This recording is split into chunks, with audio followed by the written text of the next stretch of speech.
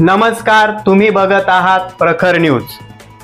बागलाण तालुक्यातल्या पिंपळदर, नवेगाव, दराणे आणि मुंजवाड परिसरामध्ये काल रात्री मुसळधार पावसाने अक्षरशः हाहाकार माजवला।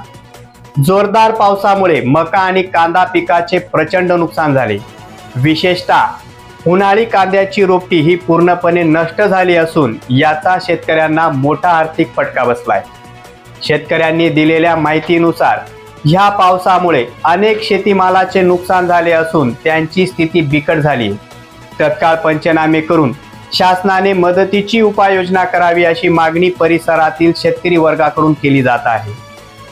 ह्या परिसरातील शेतकरी संजय पवार यांनी प्रखर न्यूजशी बोलताना शेतकऱ्यांच्या वतीने त्यांची व्यथा मांडली आहे।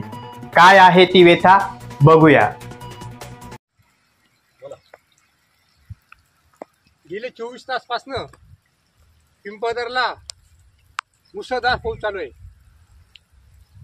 साहेब, तुम्ही या शेतकऱ्यांची व्यथा बघा। तुम्ही सांगितलं होतं विधानसभेच्या वेळेस की शेतकरी राजांचा आम्ही संपूर्ण कर्ज माफ करू।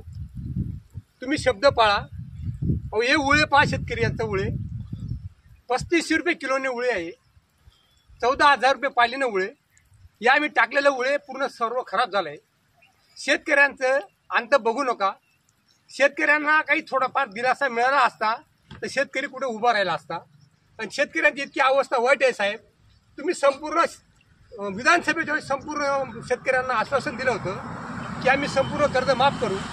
शेतकरी राजा आश्वास लावून तुमच्याकडे बघतोय। अहो बघा, या शेतकऱ्यांनी छोटा लहान मुलासारखं उळे त्यांनी वाचवलंय।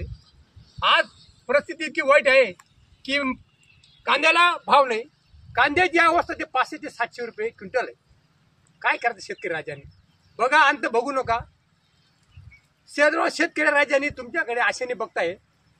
पीक विमा काढला साहेब, पीक विमाचे पैसे मिळाले नाही।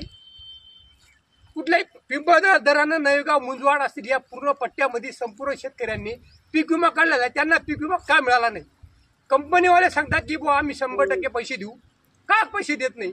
तुम्ही त्या कंपनीवाल्यांना सांगा ना की पीक विमा शेतकऱ्यांना का देत नाही? अहो, आमच्या इतक्या संपूर्ण पिंपळदर गावाने पीक विमा काढला आहे। डाळिंबाचा असेल, मकाचा असेल, बाजरीचा असेल, कांद्याचा असेल, कुठलाही पीक विमा मिळाला नाही। जरा बघा, हे पाणी, हे बघा पाणी, हे बघा पाणी, हे उळे बघा। ही अशी परिस्थिती आहे शेतकऱ्यांची।